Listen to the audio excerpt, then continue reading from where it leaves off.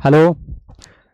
तो आज की क्लास है हिंदी में, हिंदी माध्यम, कक्षा 10। और अध्याय है, प्रथम अध्याय है, मतलब फर्स्ट चैप्टर।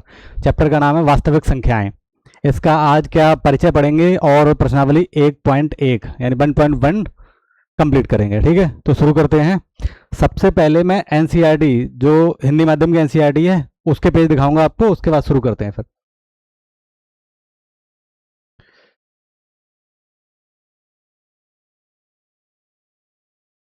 ठीक है, ये पहला पेज है, वास्तविक संख्याएं। इसके आगे आज के टॉपिक चैप्टर में जो पढ़ने वाले हैं, हम पढ़ेंगे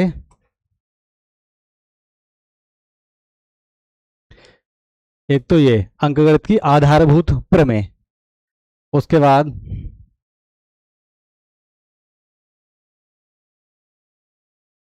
दूसरा टॉपिक है, एक तो ये तो हो गया अंकगणित की आधारभूत प्रमेय, साथ में है ये एचसीएफ और एलसीएम, यानी मासा और लासा हिंदी में बोलते हैं। ठीक है, और उसके बाद एक्सरसाइज शुरू करेंगे। तो शुरू करते हैं सबसे पहले।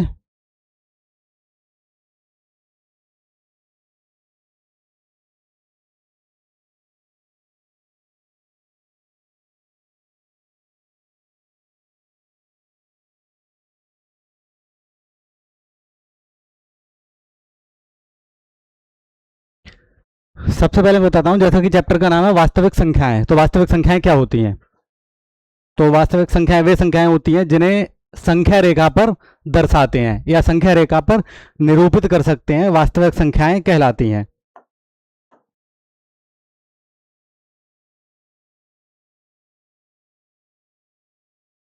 वास्तविक संख्याएं,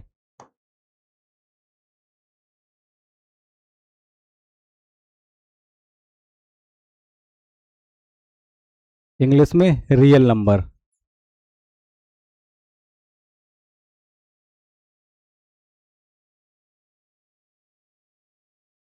तो वे संख्याएं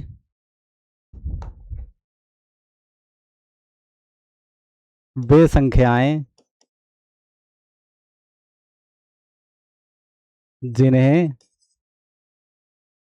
संख्या रेखा पर संख्या रेखा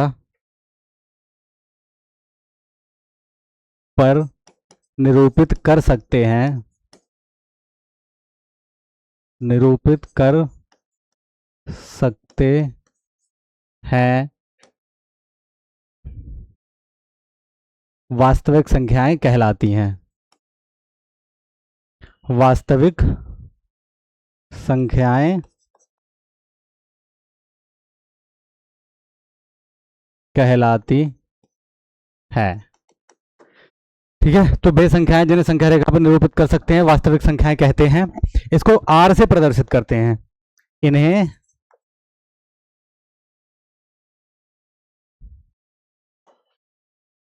आर इन्हें आर से प्रदर्शित करते हैं।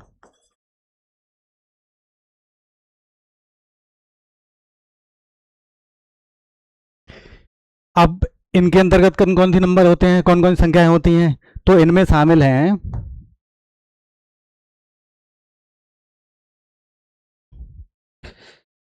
इनका जो ग्रुप है वो परिमेय संख्याओं, परिमेय संख्या प्लस अपरिमेय संख्या।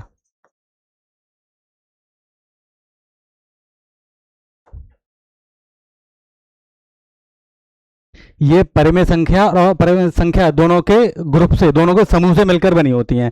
अब परिमेय संख्याएं क्या होती हैं, तो परिमेय संख्याएं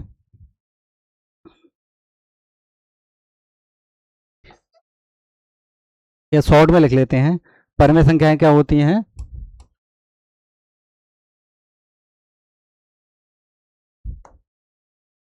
जिन्हें पी बटे क्यू के रूप में, पी बटे क्यू के रूप में लिख सकते हैं, लिख सकते हैं। पी बटे क्यू का मतलब, पी को लिखते हैं अंश और क्यू हर अंश बटे हर के रूप में, यानी भिन्न के रूप में। और क्यू का मान, क्यू का मान 0 नहीं हो सकता। ठीक है, तो परिमेय संख्या है जिन्हें p बटे क्यू के रूप में लिख सकते हैं, यानी अंश बटे हर के रूप में, और क्यू का मान 0 नहीं हो सकता। अपरिमेय संख्याएं, अपरिमेय संख्याएं वे संख्याएं जिन्हें p बटे क्यू के रूप में, क्यू के रूप में नहीं लिख सकते हैं या नहीं लिखा जा सकता है।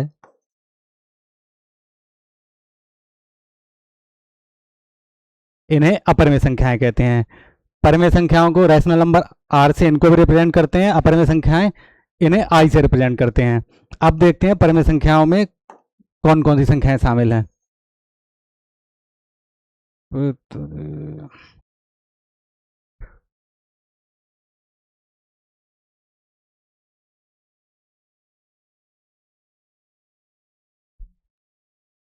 सेलेक्ट में क्या दिक्कत है अब?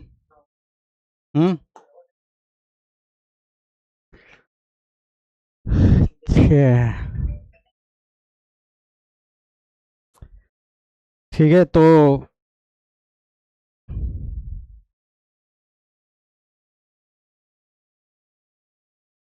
चलो अब परिमेय संख्याओं को देखते हैं। परिमेय संख्याओं में शामिल हैं,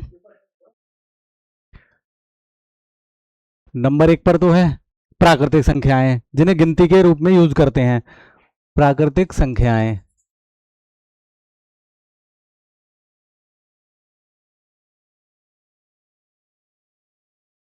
प्राकृतिक संख्याएं होती है 1, 2, 3, 4 अनंत तक, 1 से लेकर अनंत तक गिनती वाली संख्याएं।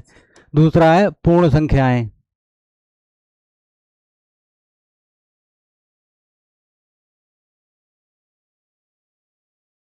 पूर्ण संख्याएं, पूर्ण संख्याएं जब प्राकृतिक संख्याओं में 0 को और शामिल कर दिया जाता है तो वे पूर्ण संख्याएं बन जाती हैं। तो 0 से अनंत तक, 0, 1, 2, 3, 4 अनंत तक अब हो गई पूर्ण संख्याएं। इसके बाद पूर्णांक,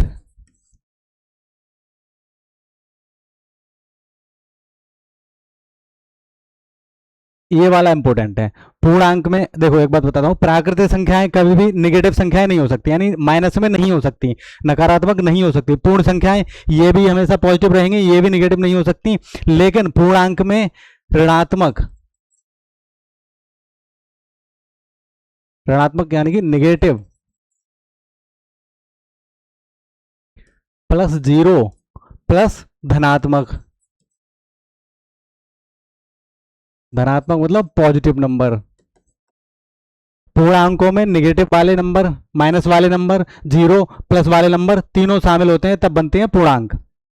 ठीक, तो पूर्णांक में हो गया ऋणात्मक प्लस 0 प्लस धनात्मक। अब हो गए इंटीजर। ये सब संख्याओं को नंबर लाइन पर दर्शा सकते हैं, नंबर लाइन पर दिखा सकते हैं।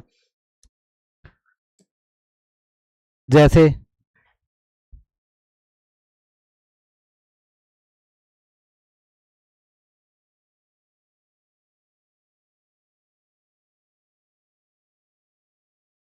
ये एक नंबर लाइन है,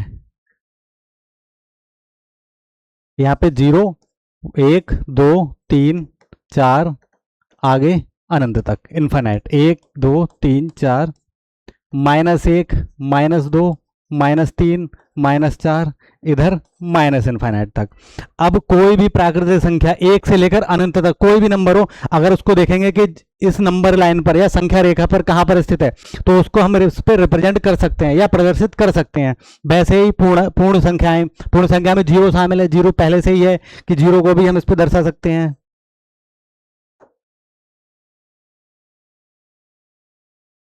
0 ऐसे ही पूर्णांक, माइनस वाले नंबर या प्लस वाले नंबर। अब फॉर एग्जांपल जैसे कि एक p बटे क्यू परिमेय संख्या लेते हैं, जैसे कि परिमेय संख्या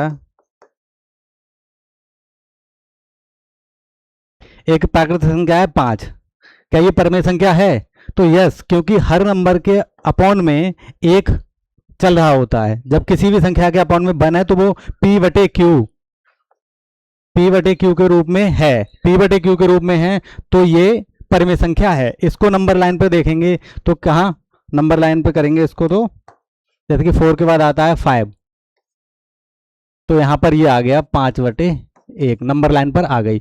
ऐसे और सारे नंबर हैं जिनको हम इस पर चेक करके देख सकते हैं, तो वो सभी संख्याएं इस पर रिप्रेजेंट हो जाएंगी या प्रदर्शित कर सकते हैं। ये हो गया वास्तविक संख्याएं। इसके बाद दूसरा टॉपिक है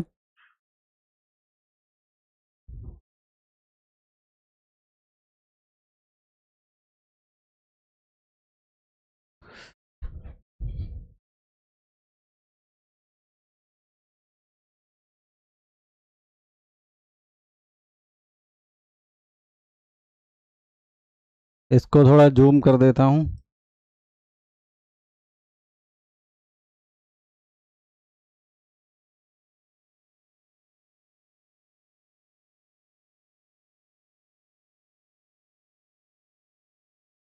ठीक है, देखो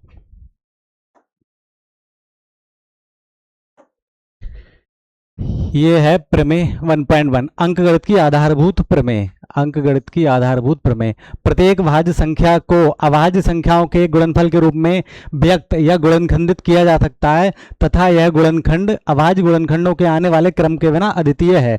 इसमें भाज्य संख्या, अभाज्य संख्या, गुणनफल या फिर गुणनखंड, इन चीजों को सबसे पहले समझेंगे।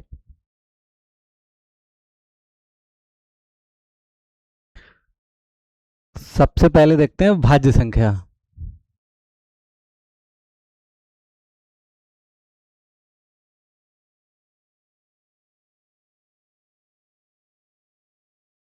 भाज्य नहीं, अभाज्य कर लेते हैं पहले। ठीक है, ये होते हैं प्राइम नंबर, प्राइम नंबर्स। तो वे संख्याएं जो किसी से भी नहीं कटती हैं, ठीक है, जो किसी से भी नहीं कटती हैं, सिर्फ एक या स्वयं के अलावा, वो कहलाती हैं अभाज्य संख्याएं।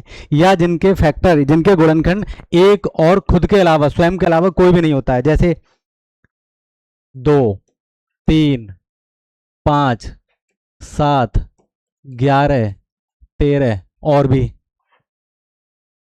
इसको देखो, ये सिर्फ 1 से कटेगा या 2 से, ये 1 से डिवाइड होगा या 3 से, ये 1 से डिवाइड होगा या 5 से, 7 1 से डिवाइड होगा या 7 से, 11 1 से डिवाइड होगा या 11 से, ऐसी 13 1 से डिवाइड होगा या 13 से। 1 और 2, इनके अलावा इनका और कोई भी गुणनखंड नहीं है, कोई भी फैक्टर नहीं है। ये संख्याएं अभाज्य संख्याएं हैं। अभाज्य संख्याएं मतलब सिंपल भाषा में जो किसी से भी नहीं कटती हैं, सिर्फ खुद से कटेंगी। 1 से तो सभी संख्याएं कटती करती हैं, तो जो संख्याएं खुद से कटेंगी वो अभाज्य संख्याएं कहलाती हैं। उनके केवल 2 ही फैक्टर होंगे, 2 ही गुणनखंड होंगे, केवल केवल क्या दिक्कत है, केवल 2 ही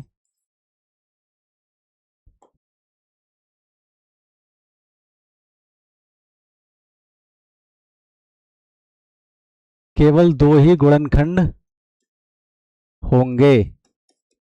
कौन कौन से होंगे? एक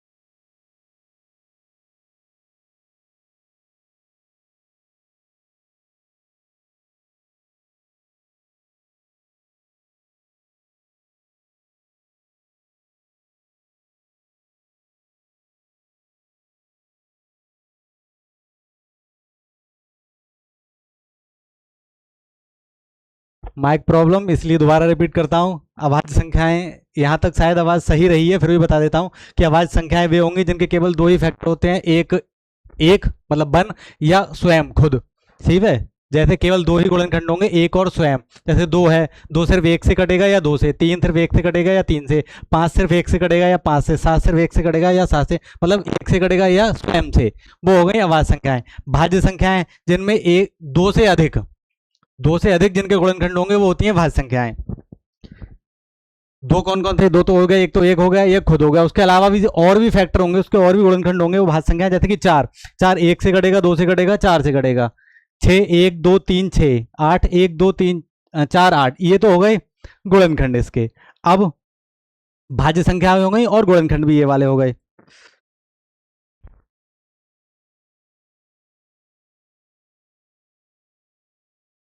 अब एक टॉपिक गुणनखंड। गुणनखंड क्या? जैसे चार के गुणनखंड तो एक, चार के गुणनखंड एक दो चार। छः के गुणनखंड एक दो तीन छः। वैसे ही आठ के गुणनखंड एक दो चार आठ। नौ के एक तीन नौ। ठीक है, ये हो गए गुणनखंड। गुणनखंड का मतलब वो नंबर जिसका गुणनखंड चाहिए वो किन किन नंबरों से डिवाइड होगा या किन किन नंबर से भाग चला जाएगा, वो उसके गुणनखंड होंगे। जैसे कि चार, चार किस किस से कट जाएगा? तो चार एक से कट जाएगा, दो से कट जाएगा, चार से कट जाएगा, ये गुणनखंड हो गए उसके। छः, छः किस से कटेगा? एक से, दो से, तीन से, छः से, ये उसके गुणनखंड हो गए। छः के कितने गुणनखंड होंगे? चार, चार के तीन। अब अभाज्य गुणनखंड।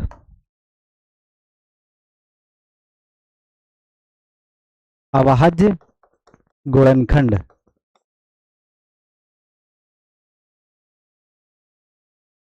अब चेक करना है कि चार के अभाज्य गुणनखंड कितने होंगे। तो दो, दो दूनी चार, दो एकम दो। तो ये देखो क्या है, चार इक्वल टू दो गुणा दो, दो की पावर दो।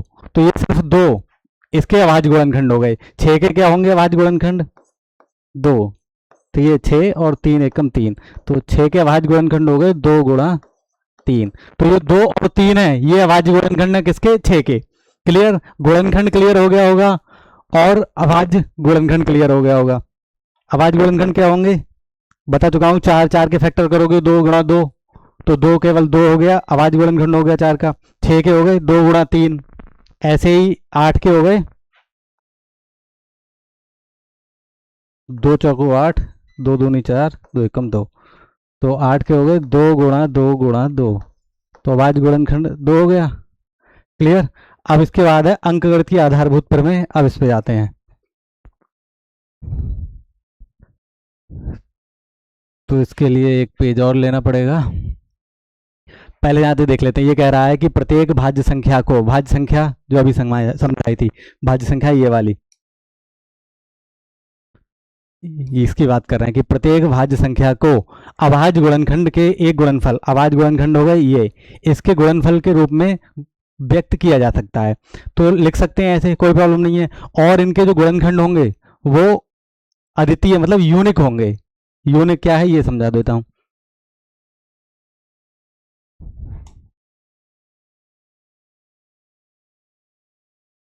जैसे कि एक नंबर है, एक नंबर लेते हैं अभाज्य संख्या।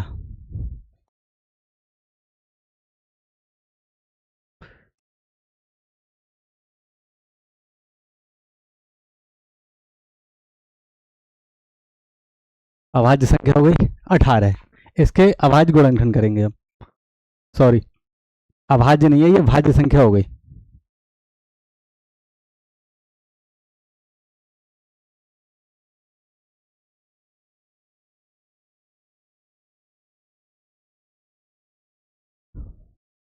भाज्य संख्या हो गई 18। अब इसके अभाज्य गुणनखंड करेंगे। अभाज्य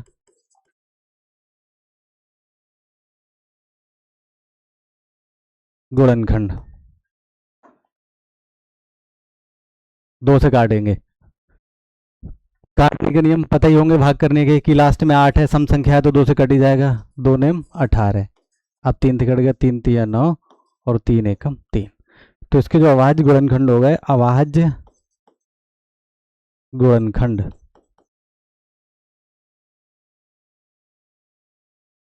18 के अभाज्य गुणनखंड 2 गुणा 3 गुणा 3। ठीक है?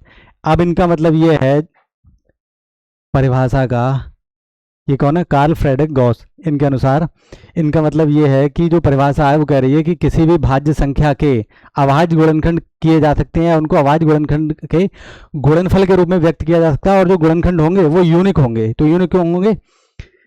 कि ये जो 18 के गुणनखंड आए हैं, 18 के गुणनखंड हैं 2 3 3, इस तरह का गुणनखंड किसी भी और नंबर का नहीं हो सकता, ये यूनिक है, ये सिर्फ 18 का होगा। 18 के अलावा कोई भी ऐसा एक नंबर नहीं है जिसके गुणनखंड सेम इसके जैसे हों। इसका मतलब यूनिक हो। बस क्या हो सकता है? क्रम चेंज हो सकता है, क्रम बदल सकता है। क्रम बदल सकता है कैसे? जैसे कि 2 गुणा 3 है, इसको ऐसे भी हो सकता है 3 गुणा 2 गुणा 3, या 3 गुणा 3 गुणा 2, ऐसे भी हो सकता है। क्रम चेंज हो गया। एक और एग्जांपल ले लेते हैं इसके अलावा, जैसे कि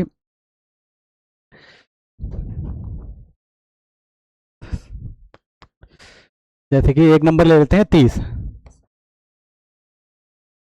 इसके गुणनखंड करेंगे तो 2 से कटेगा, 2 एकम 2, यहाँ पे 2 एकम 2, ये 2 कट गया, ये किधर 2 पंजे 10। अब 3 से कटेगा, अब 30 के बाद गुणनखंड 30 के बाद गुणनखंड हो गए 2 गुणा 3 गुणा 5। ये 2 3 5 ये किसी और के फैक्टर नहीं हो सकते, सिर्फ 30 के गुणनखंड होंगे। बस क्रम चेंज हो सकता है, क्रम चेंज हो सकता है, तो क्रम चेंज करेंगे तो क्या हो जाएगा? 2 गुणा 5 गुणा 3 हो सकता है, 3 गुणा 2 गुणा 5 हो सकता है, या 5 गुणा 2 गुणा 3 हो सकता है। ये हो गया क्रम।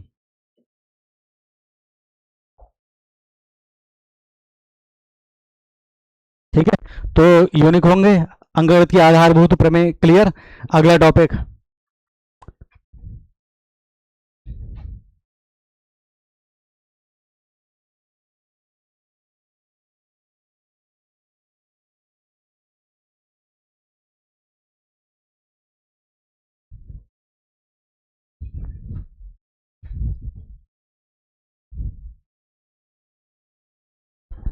ठीक है।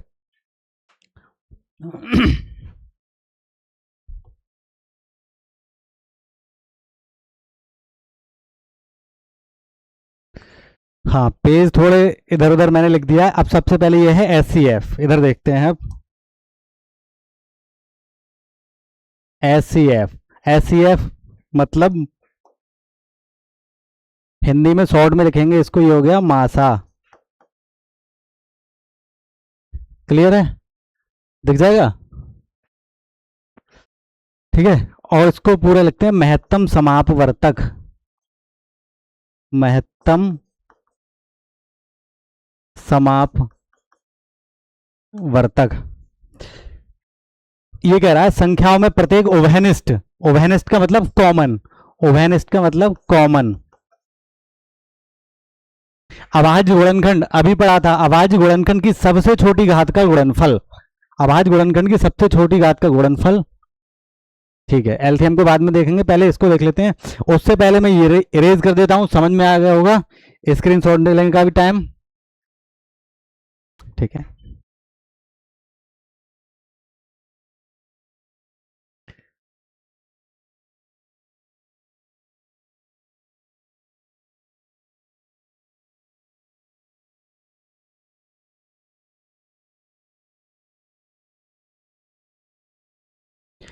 ठीक। तो महत्तम समापवर्तक मासा समझते हैं, इंग्लिश में बोलते हैं एससीएफ, हाईएस्ट कॉमन फैक्टर।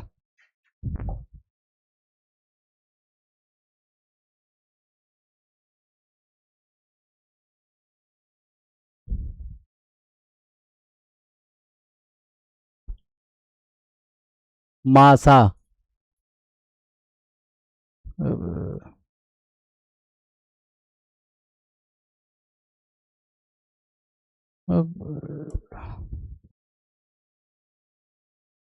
महत्तम समापवर्तक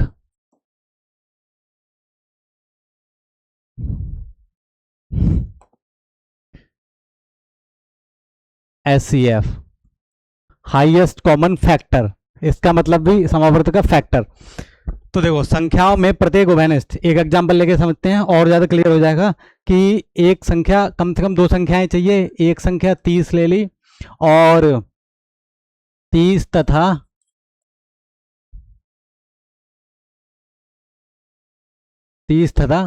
15, इनका चाहिए मासा महत्तम समापवर्तक। तो सबसे पहले तो फैक्टर करेंगे अभाज्य गुणनखंड, गुणनखंड करेंगे इसके। तो 30 के जब अभाज्य गुणनखंड करेंगे तो जो आएगा 2 से 15 और 3 से 5, 5 एकम 5। 15 के करेंगे तो 3 से कटेगा, 3 पंजे 15 है। एक काम करते हैं, कुछ 15 की जगह दूसरा नंबर ले लेते हैं।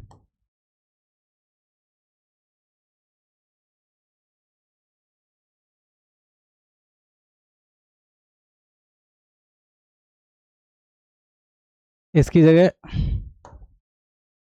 18 ले लेते हैं। 18 2 से कटेंगे तो 2 से जब काटेंगे इसको भाग करेंगे तो हो जाएगा 2 नेमा 18, 3 तिये 9 और 3 एकम 3। तो 30 के अभाज्य गुणनखंड, 30 के बाद गुणनखंड होंगे 2 3 5, तो 2 गुणा 3 गुणा 5। ठीक। दूसरा 18 के अभाज्य गुणनखंड,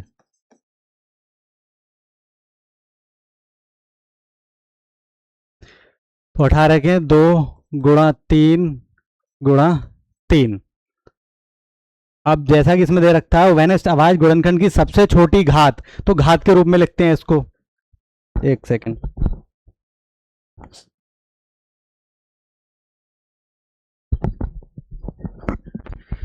तो घात के रूप में लिखते हैं इसको। तो ये हो जाएगा, इधर तो कुछ होना ही नहीं है, 2 की घात 1, 3 की घात 1, 5 की घात 1।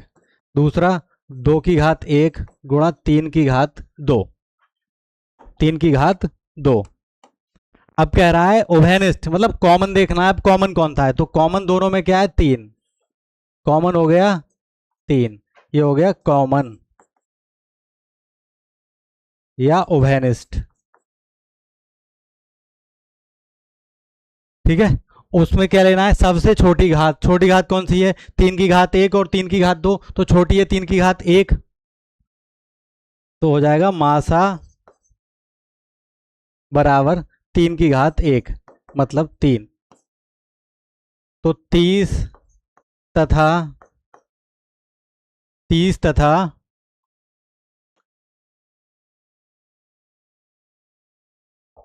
एक सेकंड, और एक चीज और रह गई इसमें, दूसरा कॉमन, इसमें दो भी है, दो भी कॉमन है, कॉमन दो भी है, ये भी कॉमन है। तो इधर से छोटी घात लेनी है, तो इसमें से 3 की घात 1, इधर दोनों की घात सेम है तो यही लेंगे 2, तो यहां पे लेते हैं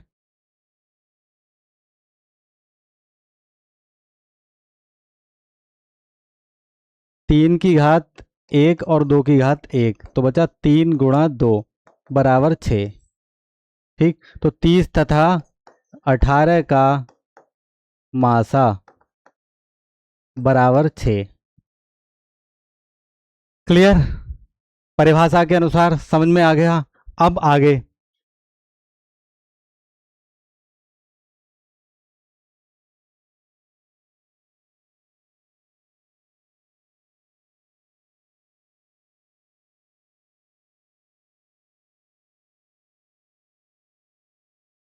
अब है एलसीएम, मतलब लासा, इसको लिखते हैं लघुत्तम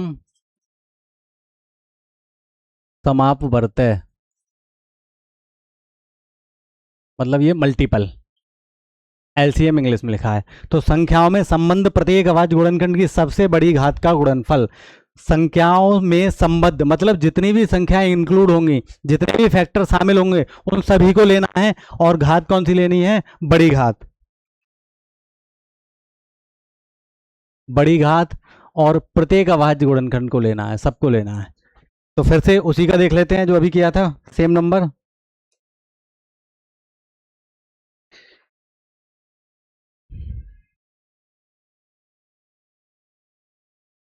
तीस तथा 18, क्या निकालेंगे, लासा।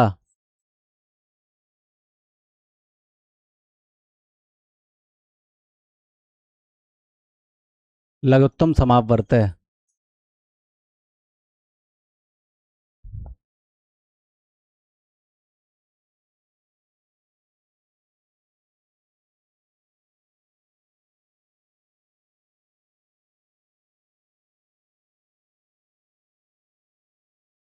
ठीक है, 30 के बाद गुणनखंड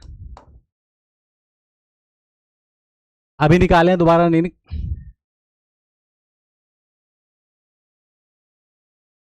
2 × 3 × 5 और 18 के हो जाएंगे 2 × 3 × 3। घात के रूप में इसको लिखेंगे तो 2 × 3 × 5 और इधर हो गया 2 × 3 की घात 2। ठीक है, तो फिर से चेक करते हैं अब। इधर एक घात है, एक घात है, ये वाला कॉमन। दो में देखेंगे बड़ी घात कौन सी है, तो दो में बड़ी घात, दोनों सेम ही घात हैं, तो इसको लिखेंगे 2। लासा बराबर इधर 3 में, और इन दोनों में बड़ी घात कौन सी है, तो 3 की घात 2, तो ये हो गया 3 की घात 2। इधर 5 की घात 1 है, नीचे 5 की घात 0 है, तो बड़ी घात कौन सी है, 5 की घात 1, तो हो गया 5। अब इनको सॉल्व करेंगे तो 2 और 3 9, 5, 2 × 5 = 10 ने 90, तो ये आ गया लासा। तो 30 तथा 18 का लासा बराबर 90।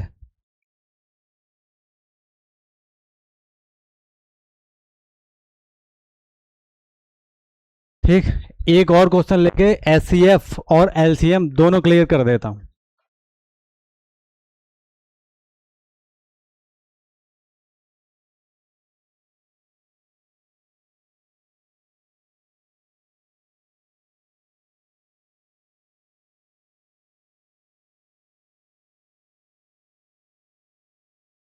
पहले तो एक चीज और देख लो कि यहां से ये जो एक्सरसाइज है, यहां से एक्सरसाइज शुरू है 1.1, और ये जो एक्सरसाइज है ये पहला क्वेश्चन है इसका, ये दूसरा, तीसरा, चौथा, पांचवा, 6, 7, 7 क्वेश्चन है टोटल। इन सबको मैंने स्लाइड्स पे लगा रखा है, वहां पे सॉल्व करवाऊंगा। उससे पहले एक एग्जांपल और कर लेते हैं।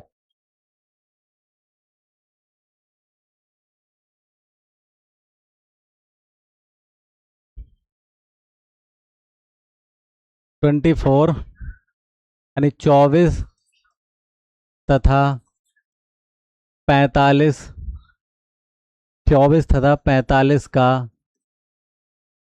लासा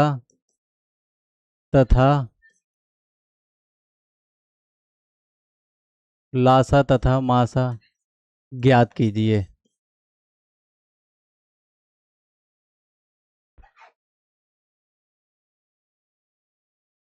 इस एक क्वेश्चन में दोनों चीजें सॉल्व करके देख लेते हैं। सबसे पहले अभाज्य गुणनखंड, तो अभाज्य गुणनखंड करेंगे 24 के। 2 से काटेंगे, 2 एकम 2, 2 दूनी 4, फिर से 2 से काटेंगे, 2 छक 12, फिर 2 से काटेंगे, 2 तिया 6, 3 से काटेंगे, 3 एकम 3। अब 45 को 2 से कटेगा नहीं, तो ये कटेगा 3 से, 3 एकम 3, बचा 1 15, 3 पंजे 15, 3 पंजे 15 और 5 एकम 5। तो अभाज्य गुणनखंड, अभाज्य गुणनखंड किसके, 24 के। तो 24 के हो जाएंगे अभाज्य गुणनखंड 2 × 2 × 2 × 3, और 45 के हो जाएंगे 3 × 3 × 5। ठीक है, अब जो जनरल तरीका है कि परिभाषाओं को ध्यान में ना रखें, पावर वावर ना देखें, नॉर्मली करें, तो क्या होगा, तो हम करते हैं एचसीएफ मासा।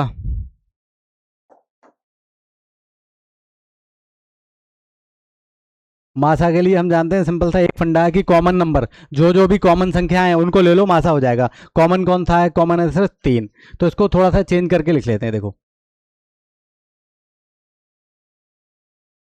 या फिर यूं ही देखें तो कॉमन देखो, एक तो 3 3, तो कॉमन हो गया सिर्फ 3, इसके अलावा कोई नंबर कॉमन नहीं है, तो मासा हो गया 3। दूसरा लासा, लासा के लिए जो कॉमन है उसको तो लिख ही लिया। अब कॉमन के अलावा ऊपर वाली संख्या में बचा क्या? ऊपर वाले में बचा 2 गुणा 2 यानी 3 बार 2, तो नोट कर लिया। नीचे वाली लाइन में क्या बचा? 1 3 तो कॉमन हो गया, उसके अलावा बचा 3 और 5, तो 3 और 5 टोटल आ गए। अब इनको सॉल्व करो। 3 दूनी 6, 6 दूनी 12 और 12 पंजे 3 दूनी 6, 6 दूनी 12, 12 पंजे 60 और 2 3 6, 6 6 36, 360 आ गया मासा। एलसीएम इसका आ गया, मासा आ गया 3 और लासा आ गया 360। क्लियर?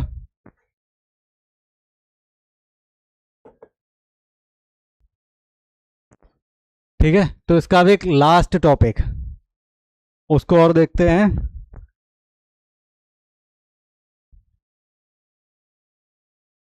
एक नए पेज पे देख लेते हैं। अब है कि दो नंबर दे रखे हैं, दो संख्याएं दे रखी हैं, उनका लासा और मासा दे रखा है, तो उनमें रिश्ता क्या है, रिलेशन क्या है, वो देखना है।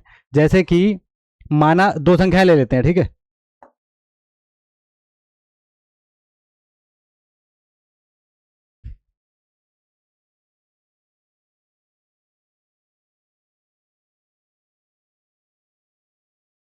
माना दो संख्याएं ए तथा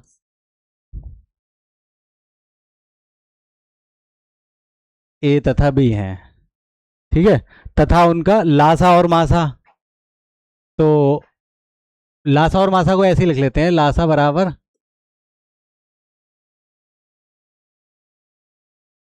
या फिर चेंज कर लेते हैं, कुछ और लिखते हैं, ए और बी हैं और अबे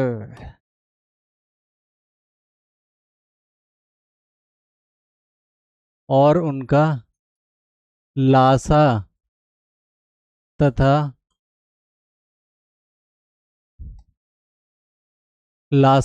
मासा क्रमशः एल तथा एच है।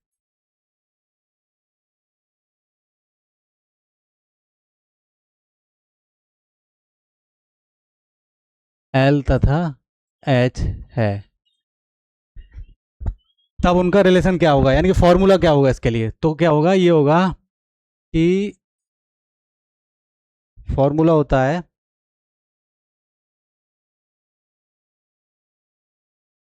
दो संख्याओं का गुणनफल, दो संख्याओं का गुणनफल बराबर लासा लासा गुणा मासा।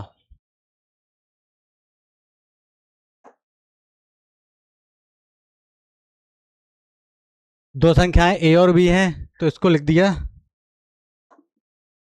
ए गुणा बी, इनका लासा और मासा क्या है, एल गुणा एच।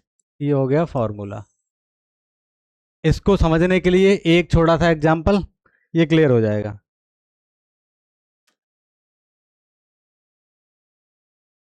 जैसे दो संख्याएं हैं 8 तथा 12। अब ये वेरीफाई करना है, इसमें लगा के इसको सॉल्व करेंगे, देखेंगे क्या होता है। ये फॉर्मूला चेक करते हैं। तो 8 के सबसे पहले गुणनखंड, 8 के गुणनखंड होंगे, देखो 8 के करके दिखाते हैं। 2 चौको 8, 2 दूनी 4, 2 एकम 2। 12 के 2 6 12, 2 3 6, 3 एकम 3। तो इनके गुणनखंड हो जाएंगे 8 के 2 गुणा 2 गुणा 2, और 12 के हो गए 2 गुणा 2 गुणा 3। ठीक, तो इनका एचसीएफ क्या होगा? तो सबसे पहले क्या, कॉमन मासा के लिए कॉमन 2 है, दूसरा 2 है, तो 2 गुणा 2 यानी कि 4 हो गया मासा। लासा के लिए 2 2, ये तो सेम लिख लिया, 2 गुणा 2। ऊपर वाले में क्या बचा 2, नीचे बचा 3, देखो 2 दूनी 4 दूनी 8 थी, 24, ये हो गया लासा। अब इसमें लगा के देखते हैं इसको फॉर्मूले में।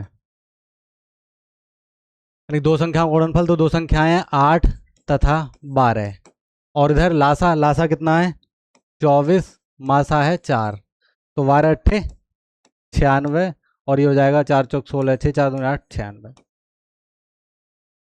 क्लियर, कंफर्म हो गया, ये वेरीफाई। ठीक है, तो अब सीधे एक्सरसाइज की तरफ बढ़ते हैं, प्रश्नावली 1.1, और वो सीधे मैंने आपको एनसीईआरटी की पीडीएफ दिखा दी है। अब सीधे स्लाइड की तरफ बढ़ते हैं।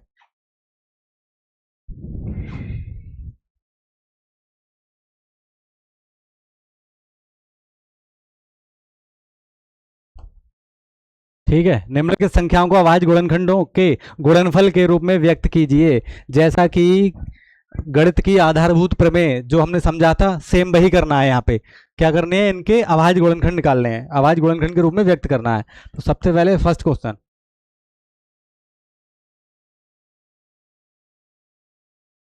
140 पहला है, फर्स्ट क्वेश्चन है 140। इसको इसके अभाज्य गुणनखंड के रूप में लिखेंगे, तो फैक्टर करेंगे इसके, तो 2 से कट जाएगा, 2 सत्ते 14, जीरो, 2 से फिर 2 तिये 6, बचा एक, इधर हो गया 10, 2 पंजे 10, 35, 35 कितने के से कटेगा, तो हमें पता है कि 7 के पहाड़े में आता है, 7 के टेबल में, और 5 के में, तो 5 से काटते हैं, 5 सत्ते 35, और 7 एकम 7, तो 140 के अभाज्य गुणनखंड,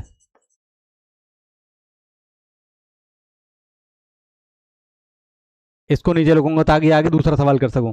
तो हो जाएगा ये 2 गुणा 2 गुणा 5 गुणा 7, तो 2 की पावर 2 गुणा 5 गुणा 7।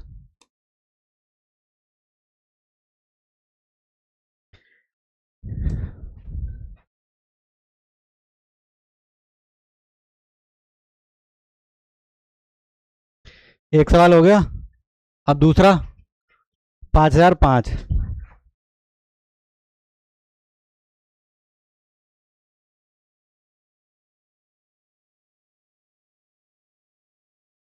अरे सॉरी, चौथा है 5000, दूसरा 156, 156 के करते हैं, 2 से कट जाएगा, 2 सत्ते 14, बचा एक, इधर हो गया 16, 2 अट्ठे 16, 2 से फिर 2 तिये 6, बचा एक, 18, 2 ने 18।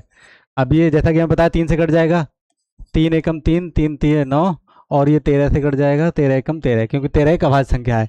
तो अब ये हो जाएगा 156 के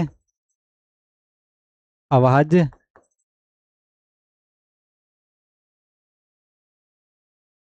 गुणनखंड।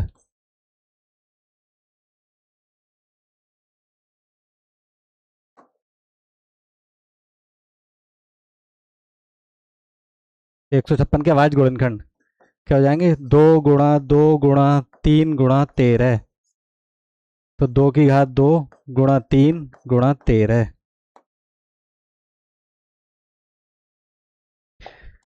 अगला,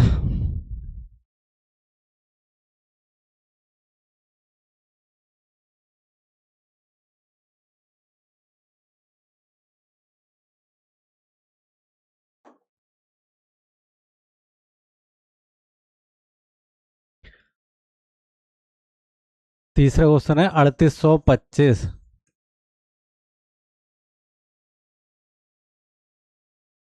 अब देखो इसको चेक करते हैं, तो चेक करने का तरीका, एक तो लास्ट में 5 है, तो 5 से तो कटेगा ही कटेगा।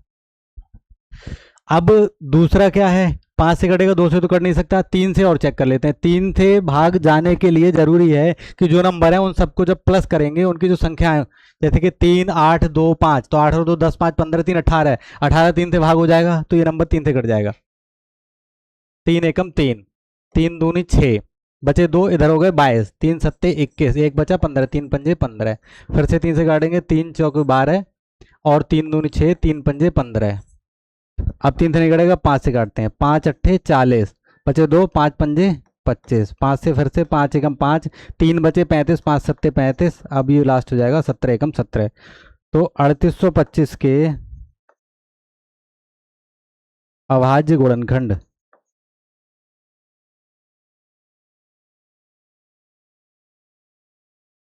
3 × 3 × 5 × 5 × 17। 3 की घात 2 गुणा 5 की घात 2 गुणा 17।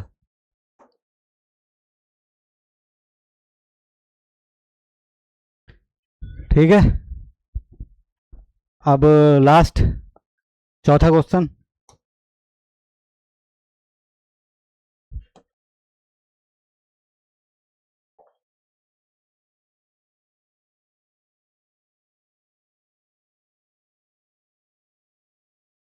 चौथा है 5005।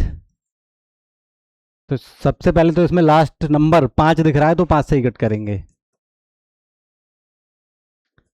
5 एकम 5, 0 के 0, 5 एकम 5। अब देखो इसको करेंगे 11 से। 11 9 99। तो 100 में से 99 चले गए, एक बचा, इधर होगा 11। 11 एकम 11। अब 13 7 91 होता है, तो 7 से काट दो या 13 से। 13 7 91 और 7 एकम 7। तो 5005 के अवाज गुणनखंड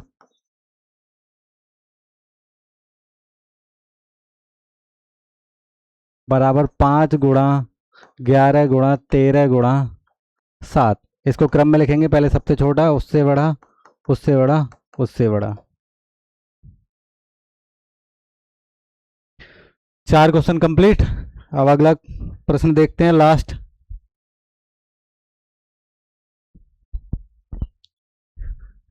7429, 7429। इसको नए पेज पे लिख लेता हूं। Question number 5।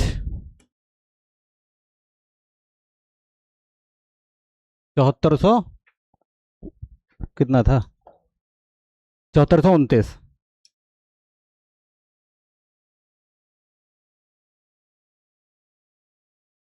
7429।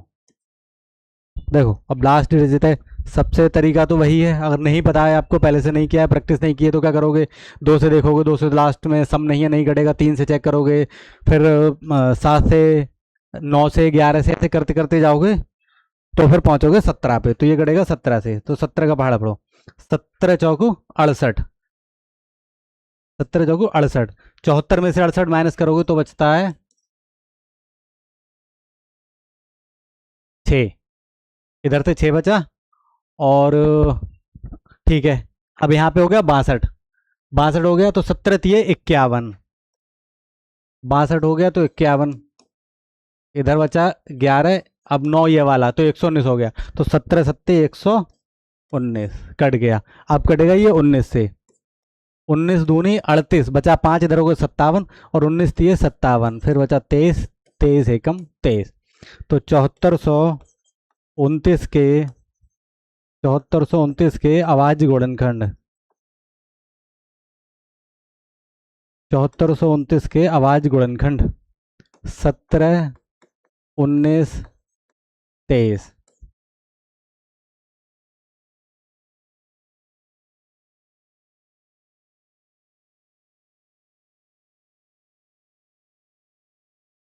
तो पहला प्रश्न कंप्लीट। अब दूसरे क्वेश्चन की ओर।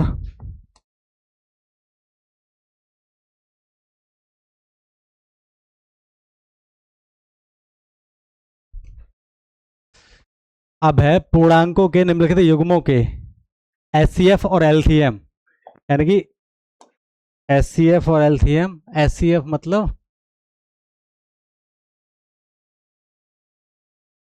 मासा, और एलसीएम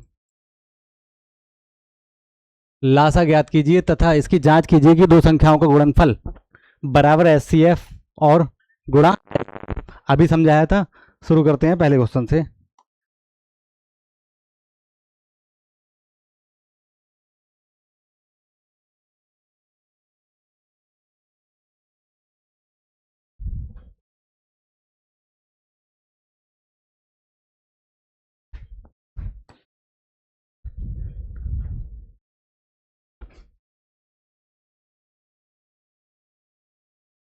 छब्बीस और 91। सबसे पहले फैक्टर करेंगे, तो 26 के फैक्टर होंगे 2 एकम 2, 2 3 6, 6 और 13 एकम 13। 91 के होंगे 13 सत्ते 91, 7 एकम 7। तो 26 के अभाज्य गुणनखंड बराबर 2 गुणा 13 और 91 के अभाज्य गुणनखंड बराबर 7 गुणा 13। मासा SCF के लिए जरूरी है कॉमन, तो कॉमन आ गया 13, ये हो गया मासा। और लासा LCM के लिए जो कॉमन है उसको एक बार लिख लिया, बाकी बचा क्या, ऊपर 2 बचा नीचे 7 बचा, इसको मल्टीप्लाई करते हैं। 13 दूनी 26, 26 गुणा 7, 7 छक 42 का 2 हासिल 4, 7 दूनी 14 4 8। तो SCF मासा आ गया 13 और लासा आ गया 182। अब चेक करेंगे कि दो संख्याओं का गुणनफल बराबर LCM इंटू SCF।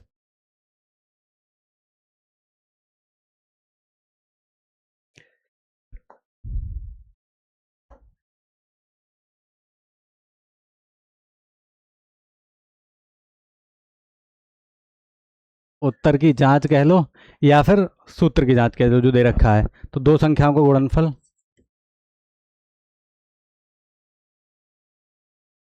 दो संख्याओं का गुणनफल, दो संख्याओं का गुणनफल बराबर SCF यानी मासा गुणा LCM लासा। चेक करते हैं। तो दो संख्याओं का गुणनफल संख्याएं हैं 26 और 91, 26 गुणा 91 बराबर SCF है मासा है 13 और 182 है लासा। दोनों की गुणा करके देखते हैं। पहले करते हैं 26 और 91 गुणा। तो 26 गुणा 91, 1 छक 6, 1 दूनी 2, 9 छक 54 के 4 हासिल 5, 9 दूनी 18 और 5 23। तो जो गया 6, 4 और 2 6, 3 2, इनकी गुणा आ गई 2366। अब करते हैं 182 और 13 की गुणा। 3 दूनी 6, 3 अट्ठे 24 के 4 हासिल 2, 3 एकम 3 और 2 5 गुणा 1 दूनी 2, 1 अट्ठे 8, 1 एकम 1, 4 4 और 2 6, 8 5 13 के 3, 1 और 1 हासिल का 2, 3 दूनी 6, 6 आएगा इधर,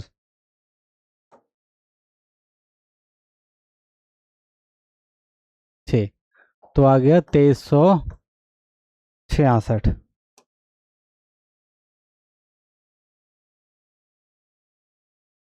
क्लियर।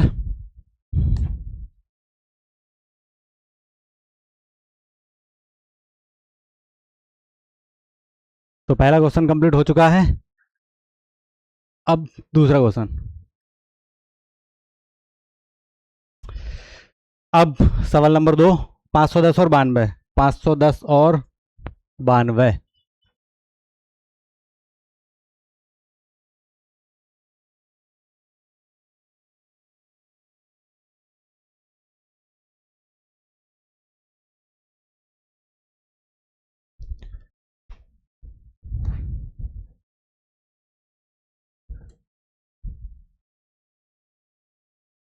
सवाल नंबर 2 है 510 और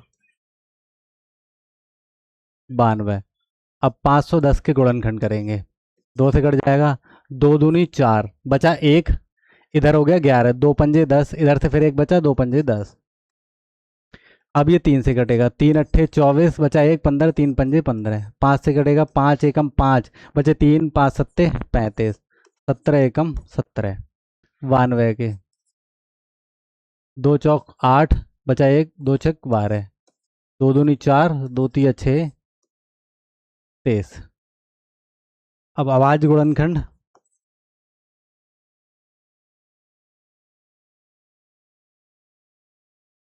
अभाज्य गुणनखंड 510 के 2 गुणा 3 गुणा 5 गुणा 17 और 92 के 2 गुणा 2 गुणा 23। मासा SCF कॉमन 2, सिर्फ 2 कॉमन है, इसके अलावा कुछ भी कॉमन नहीं है, तो मासा 2 हो जाएगा। लासा LCM, यानी कि जो कॉमन है उसको तो लिख लिया, ऊपर क्या बचा, 3 5 17 बचा, 3 5 17, और नीचे से बचा 2 और 23।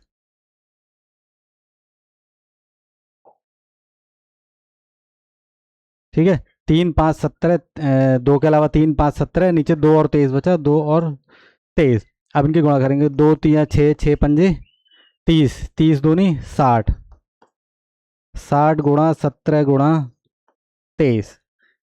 अब 60 की और 17 की गुणा करते हैं तो जीरो, 6 सत्तू 42 के 2, हासिल 4, 6 कम 4 और 10 गुणा 23। अब 23 की और 1020 की गुणा करते हैं, 1020 से मतलब 102 की गुणा, जीरो तो लगा देंगे तो हो जाएगा 102 23। 3 दूनी 6, जीरो 3 एकम 3, 2 दूनी 4, जीरो 2 एकम 2, 6 4 3 2, 23,460 ये आ गया लासा। अब इसको चेक करेंगे।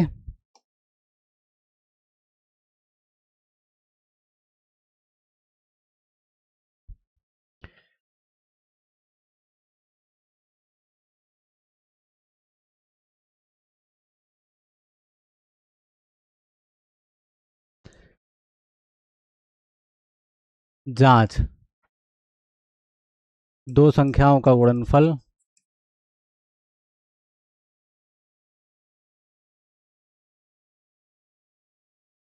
दो संख्याओं का गुणनफल बराबर मासा SCF गुणा लासा LCM। दो संख्याएं हैं 510 और 92, 510 गुणा 92, और यह है 2 गुणा 23,460। तो सबसे पहले इधर का गुणा कर देते हैं, 2 0 0, 2 छक 12 के 2, हासिल 1, 2 चौक 8 और 1 9, 2 तिया 6, 2 दूनी 4, 46,920। अब इधर 51 का और 92 का गुणा करते हैं, 2 एकम 2, 2 पंजे 10, 9 एकम 9, 9 पंजे 45, और ये वाला जीरो जीरो, 46,920, 46,920।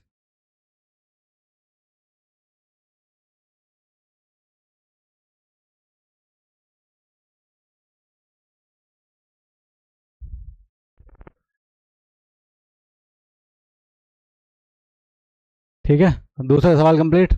अब इसके बाद तीसरा, थर्ड है 336 और 54।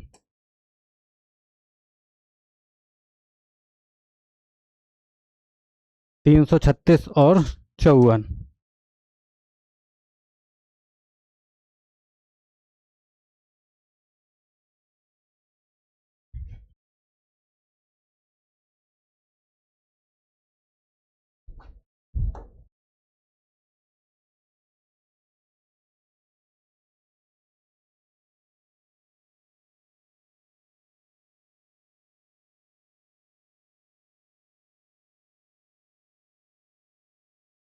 336 और 54,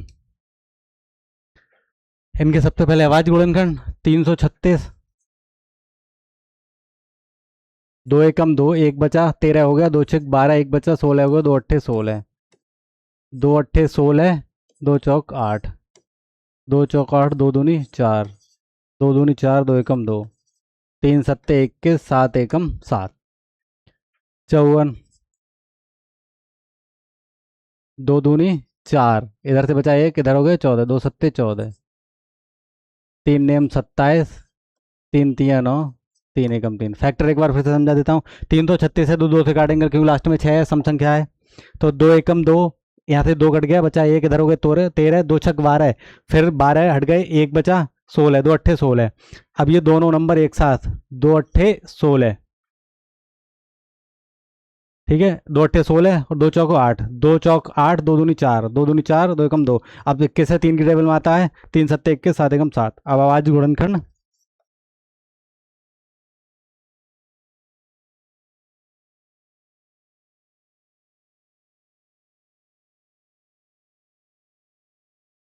अभाज्य गुणनखंड किस किस के? 336 के 2 × 2 × 2, 4 बार 2 है, 3 है, 7 है। और 54 के, 54 में क्या है? 1 बार 2 है, फिर 3 × 3 × 3, 3 बार 3 है।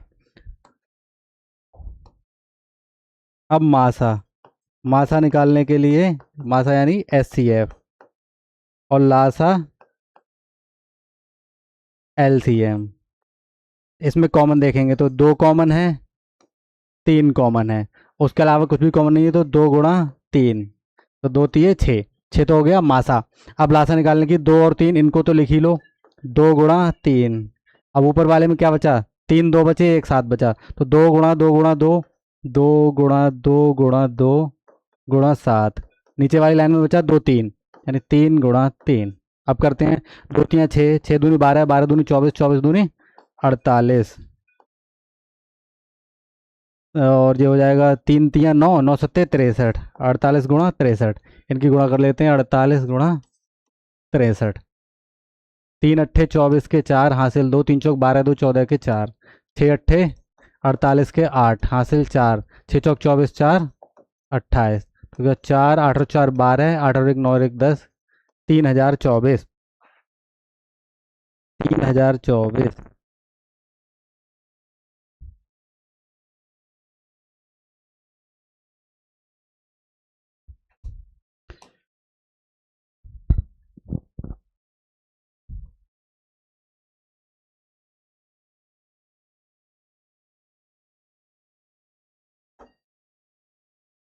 अब करेंगे जांच। दो संख्याओं का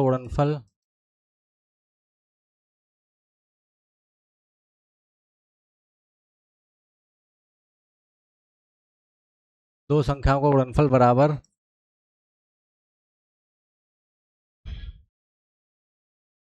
मासा गुणा लासा, यानी कि SCF गुणा LCM।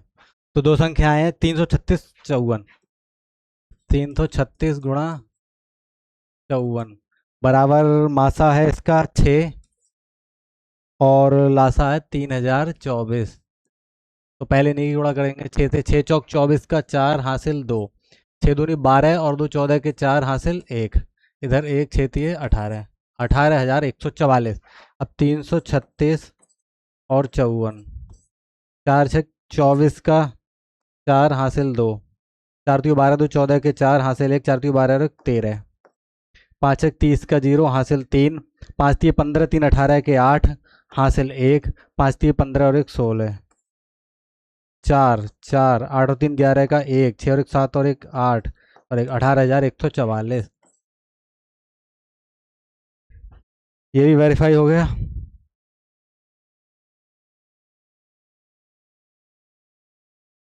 उत्तर की जांच हो गई, दोनों साइड्स बराबर आई हैं।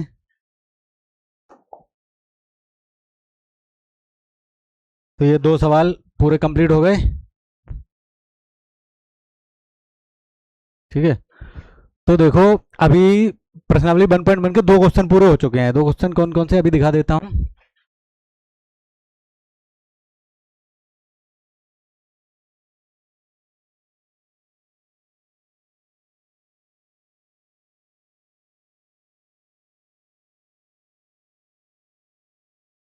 देखो, पहला ये वाला क्वेश्चन कंप्लीट कर लिया, इसके पांचों भाग, 1 5 पांचों कंप्लीट हो गए।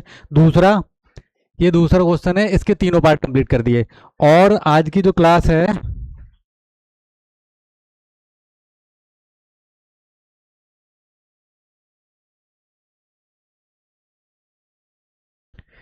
ठीक है, ये वाला तीसरा क्वेश्चन, दूसरे का तीसरा, मतलब 2 क्वेश्चन पूरे कंप्लीट हो गए। और ये ऑलरेडी 1 घंटे की हो चुकी है, तो क्लास ज़्यादा लंबी हो जाएगी, इसलिए आज यहीं कंप्लीट करते हैं। और बाकी के जो 5 क्वेश्चन बचे हैं वो अगली क्लास में कंप्लीट कर लेंगे। ठीक है, थैंक यू।